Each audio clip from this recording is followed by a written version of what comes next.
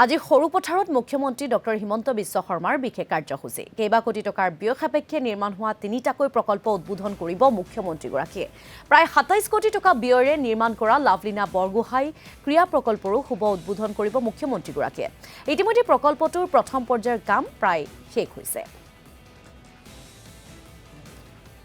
আৰু এই সন্দৰ্ভত আমাক সবিশেষ জনাব আমাৰ সাংবাদিক শিৱাশী শৰ্মাই নিশ্চিতভাৱে চাওক নৱবৰ্ষৰ পহিলা ক্ষণতে সৰুপথাৰবাসীৰ বাবে এটা ভাল খবৰ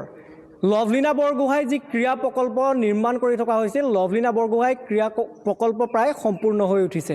প্ৰায় ২৭ কোটি টকা ব্যয় সাপেক্ষেৰে নিৰ্মাণ কৰা এই লাভলীনা বৰগোহাঁই ক্ৰীড়া প্ৰকল্পত প্ৰথম পৰ্যায়ত ১২ কোটি টকাৰ কাম ইতিমধ্যে সমাপ্ত হৈছে মোৰ সতীৰ্থই দেখুৱাব প্ৰায় ৩,০০০তকৈও অধিক লোক বহিব পৰাকৈ ইয়াত আটক ধুনীয়াকৈ এটা ষ্টেডিয়াম সজাই পৰাই তোলা হৈছে অসমৰ মুখ্যমন্ত্ৰীগৰাকীয়ে আহি এই লাভলীনা বৰগোহাঁই ক্ৰীড়া প্ৰকল্পটো উদ্বোধন কৰিব আৰু তাৰ বাবে এটা ব্যাপক প্ৰস্তুতি চলাই থকা পৰিলক্ষিত হৈছে বিভিন্ন ধৰণৰ ক্ৰীড়াৰ অত্যাধুনিক শৈলীৰে সুসজ্জিত কৰি তোলা হৈছে লাভলীনা বৰগোহাঁই ক্ৰীড়া প্ৰকল্প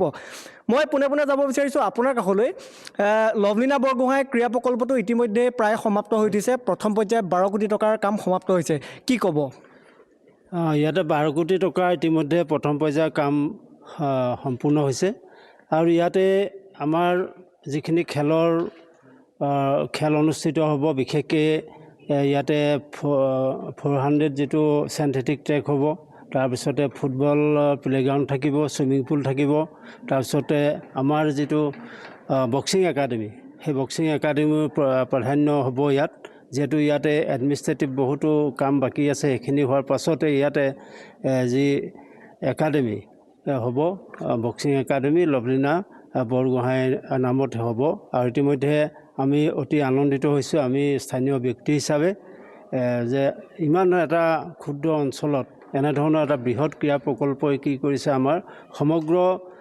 সৰুপথাৰ তথা গোলাঘাট আৰু অসমৰ ক্ৰীড়া ক্ষেত্ৰত নিশ্চয় আমাৰ খেলুৱৈসকলে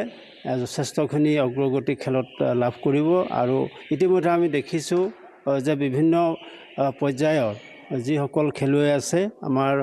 ধনশী যিটো ক্ৰীড়াৰ ৰাজধানী বুলি ইতিমধ্যে চিহ্নিত হৈছে তাৰ পৰা ওলাই যথেষ্ট সুনাম অৰ্জন কৰিছে প্ৰায় ১২ কোটি টকাৰ কাম সম্পূৰ্ণ হৈছে গোটেই প্ৰকল্পটোত কিমান কোটি টকা আচলতে ধাৰ্য কৰা হৈছিল আৰু কেতিয়া আচলতে কাম সম্পূৰ্ণ এইটো আচলতে আমি যিটো গম পালোঁ প্ৰথমতে ২৫ কোটি টকা আছিলে তাৰে ১২ কোটি টকা ইতিমধ্যে হৈছে আৰু ২ কোটি টকা যিহেতু কামটো ষ্টাৰ্ট হওঁতে অকণমান সময়ৰ প্ৰয়োজন হৈছে তাৰ কাৰণে আকৌ ২ কোটি টকা দিছে বুলি আমি গম পাইছোঁ বিভাগীয় তৰফৰ পৰা গতিকে সৰ্বমুঠ ২৭ কোটি টকা হ'ব বুলি আমি ইতিমধ্যে গম পাইছোঁ নিশ্চিতভাৱে চাওক এগৰাকী বিজেপিৰ যুৱ মৰ্চাৰ কাৰ্যকৰ্তা আছে মই আপোনাৰ কাষলৈ আহিম মুখ্যমন্ত্ৰীগৰাকীয়ে বিভিন্ন আঁচনি লৈ ইয়ালৈ আহিব ক্ৰীড়া প্ৰকল্প উদ্বোধন কৰিব মহিলা উদ্যমিতা আঁচনিৰ চেক বিতৰণ কৰিব আৰু বৰপথাৰ উচ্চতৰ মাধ্যমিক বিদ্যালয়খন নৱনিৰ্মিত গৃহ উদ্বোধন কৰিব কি ক'ব প্ৰাক মুহূৰ্তত নাই আচলতে আমাৰ কাৰণে সৰুপথাৰবাসীৰ বাবে এক উল্লেখযোগ্য দিন বিশেষকৈ আপোনালোকক ক'ব বিচাৰিছোঁ যে মুখ্যমন্ত্ৰী ডাঙৰীয়াৰ যি সদিচ্ছা আৰু তেওঁৰ যি কথা দি কথা ৰখাৰ যি প্ৰৱণতা সেয়াৰ এই লাভলীনা বৰগোহাঁই এক অন্যতম উদাহৰণ বুলি ক'ব লাগিব বিশেষকৈ লাভলীনাই যেতিয়া জগত জিনি আহিছিল তেতিয়াই খুব সুন্দৰভাৱে আমাৰ মুখ্যমন্ত্ৰী ডাঙৰীয়াই লাভলীনাৰ বাবে যথেষ্টখিনি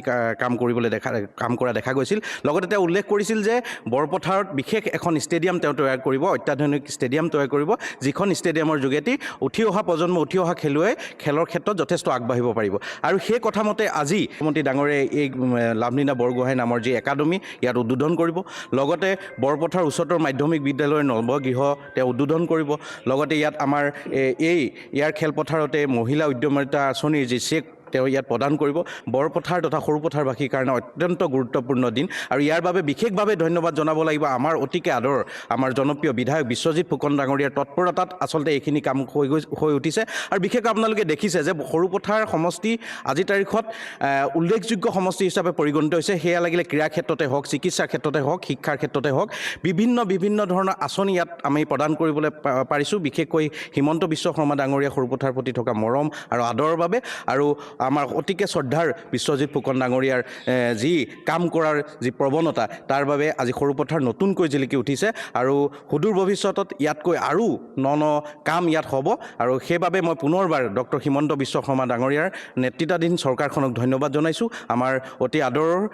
জনপ্ৰিয় বিধায়ক বিশ্বজিৎ ফুকন ডাঙৰীয়াক কৃতজ্ঞতা জনাইছোঁ নিশ্চিতভাৱে চাওক সকলো আচলতে উৎফুল্লিত হৈ পৰিছে আৰু মোৰ লগত এগৰাকী মহিলা আছে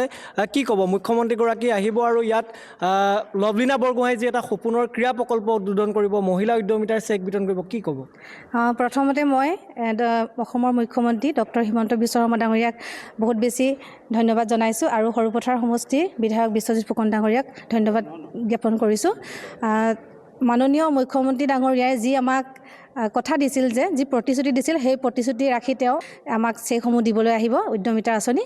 খুব ভাল লাগিছে আৰু এই লাভলীনা বৰগোহাঁই যি প্ৰকল্প